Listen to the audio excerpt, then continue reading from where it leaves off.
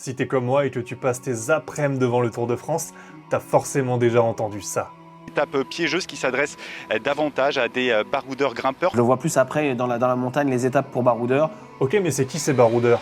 Et pourquoi certaines étapes sont taillées sur mesure pour eux? D'abord, un baroudeur, c'est un coureur offensif, endurant, qui mise tout sur une victoire d'étape. Il n'a pas la pointe de vitesse d'un sprinter, il n'a pas l'explosivité d'un puncher, et il n'a pas non plus les qualités en montagne d'un grimpeur.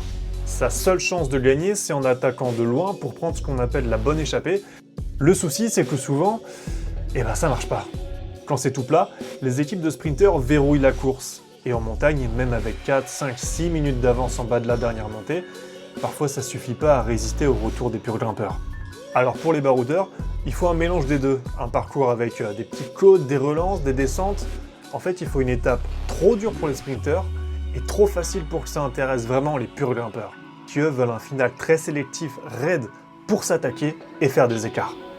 Et ça tombe bien, l'avant-dernière étape du Tour 2025 entre Nantua et Pontarlier, c'est pile ça. Des cols dès le départ, du terrain casse-pattes toute la journée, et une dernière côte à 24 km de l'arrivée pour faire le tri. Et comme on est à la fin du tour, tous les baroudeurs ont 30 minutes, 1 heure, 2 heures ou plus de retard au général. Aucun danger pour le maillot jaune ou les autres coureurs qui jouent le classement général. Ils peuvent se permettre de laisser filer une échappée. Si t'as un petit coureur favori pour l'étape de samedi, dis-le moi en commentaire.